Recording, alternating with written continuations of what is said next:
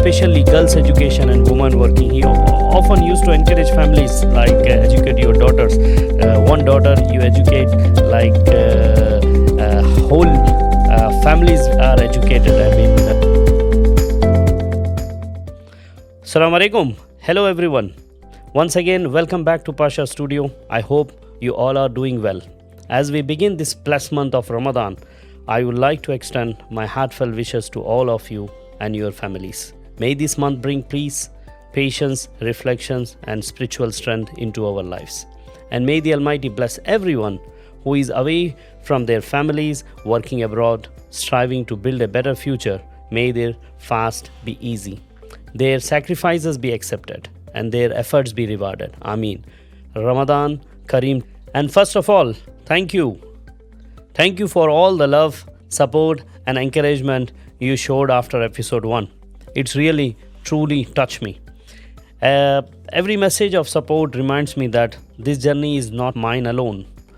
In the last episode, I shared the story behind the channel name, a tribute to my father, and I paid tribute to my first boss as well. Yeah, I spoke about why this channel exists, that is non-commercial, and I shared some lessons and guiding principles from my father that shape who I am. Now in episode 2, I want to continue that journey. I want to reflect on a period of my life that shaped my choices, revealed my mistakes, and taught me lessons that are still guiding me today. As I continue remembering my father, I would like to start by saying a father's sacrifice is silent, but its impact echoes for generation. Remembering my father, the man before I understood him. My father was the youngest in his family and lost his father even at a very young age. So he was raised under the guardianship of his elder brothers, my uncles. A bound that taught me what true brotherhood, sacrifice, and responsibility look alike. When I was young, I was watching them, like how they used to respect their elder brother. Even a lot of occasions, we always say like it's not my mistake and this, but it was, even I was too young to understand that. But still, I can say that really it's true brotherhood, what I have seen. My father was full of skill and determination, blessed with natural talent. He served in the army for a short period, and in almost, if I was scrolling on the dates, so I found like in 1976 he traveled to Iran, like how we go for the work for abroad in Middle East. During that time he traveled to Iran, where he worked for almost 2 years. He returned in 1978 and after considerable struggle began rebuilding his journey by joining a famous group in my home country, India, Hyderabad, which was a Shri Ram group. While he was working, as I said, he was full of multi-talent personality. He was sent abroad to Germany, Sweden, and few other countries for special training on machines. And when he returned after his successful training, he worked as an engineer, leading a team, operating fuel injection, lathe machines, troubleshooting, problem solving. So it was an amazing personality. In a very shorter time, he reached to this level, successfully trained himself, and then he started training people. For our future, he even started a second job. Father like him, they are amazing. They sacrifice quietly, not for recognition, but for their children's life ahead. Not my father, every father, yes, but those fathers, really they are amazing. Growing up, I watched him. He was not just disciplined and respected. He was generous, mentoring people, helping them find jobs. Often because he was working, as he was disciplined in my locality, and often people used to come and ask a lot of questions to him about education, about jobs, because he traveled a lot and coming with the experience. So often he was helping them find jobs and encouraging education and guiding families and people in our area. Called him Pasha. What I named our studio as a Pasha, his nickname, and which means also a general and major, because of his strict discipline and leadership qualities what he had. Yet behind that discipline, he was always giving and guiding and encouraging, especially girls' education and women working. He often used to encourage families like educate your daughters. One daughter you educate like whole families are educated. I mean, so he used to always mentor the elders of the families, and he was very happy always to see women working. Often he encourages all the females in our family that educate your girls and especially make them teachers. So he was that personality. And in our home, in our evenings at home, often became a little sitting together, discussing, sharing ideas, which is very common in back home during that times. And that environment, those values, that guidance, that was my father. And it was, in fact, that time podcast of old times, we can say, because that gathering, sitting, talking, ideas, sharing experiences, listening quietly, sitting beside your elders. So that was an amazing moment what we had. But and I did not fully understand him at that time. Yeah, and when I fully not understood, I can say like immaturity is not a flaw; it is a phase if we are willing to learn from it.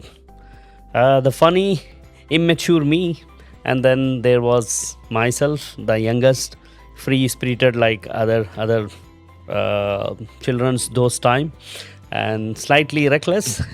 So you can say slightly reckless son, enjoying his liberty. I did not understood the seriousness of building a career.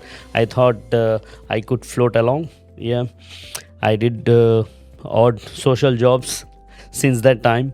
Like I help my old neighbors.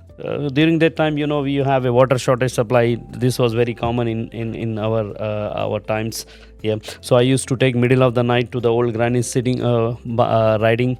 They used to sit behind my bike, and I used to take them long just to knock the door for the water line man to wake him that, oh, excuse me, we don't have a water supply. And then I did not honestly understand the seriousness of a building career. I thought I could do what I can. So a lot of funny things during my time. I always it's common, like when you get exam report cards, and when you have a bad marks, nobody show to their parents, same as me. Yeah, and I remember a funny story when my parent teacher meeting came. So I took my neighbor as a resembling as like my fake father, and I requested him. He came to the parent teacher meeting, solved my problem. But the funny part was, he came to my father and said like, don't worry, I took all the issues and I resolved it. And my father was shocked, like to understand like what he's saying. Then he came to me and said like, don't worry, I inform your father, he will take care. So these are the things I now see it. Like I was immature, enjoying life, while my father and my brothers carried so many responsibilities silently. He realized that if I continued this way, I will not be in control of my own life. And that is when he decided I should move to UAE, so I could focus on my career. And I have discontinued my graduation final year exams to move abroad. As I discontinued my final year, which I regret, a famous quote by Nelson Mandela: education is the most powerful weapon which you can use to change your life. The first real regret on my education, I have to admit. I later regret not completing my graduation. At the time, I did not feel like a problem, but the consequences came later. That was my first real lesson.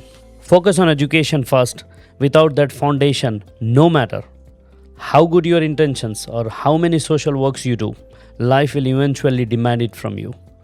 Even though I grew up watching my father sacrifices, I did not truly appreciate them at that moment. When I needed him most, I was away in abroad and he was in back home. As my father, he decided that I have to move abroad, in fact, to UAE. And in year 2003, my brother, Janab Yuzdani Saab, invited me to UAE, and I will always remain grateful to him and his family for giving me that opportunity to explore new possibilities, to settle with a purpose, and to begin discovering my own paths. So it was a warm welcome for me in 2003. Yeah, I was almost 21-year-old, I believe. Yeah. I don't remember, but yes, I was too young to reach.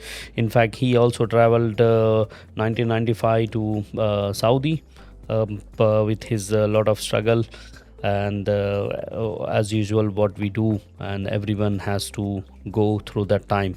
I'm really grateful and thankful to them. There was one American spiritual author, Neil Donald Walsh, said, life begins at the end of your comfort zone. Yes, life was not easy. After spending long time with them, I have to step out on my own, not there at their insistence, but because I need to find work and take responsibility for myself. With no fixed income, no permanent home, and no certainty, I was starting from absolute scratch. That's when my real test began. Once I started moving out, I met people from all walks of life, different mindsets, backgrounds, attitudes. Some taught me lessons, some reminded me of the world's harsh realities, and in that struggle I started to understand the value of guidance, perseverance, and self-discipline, things my father and family had been teaching me all along silently.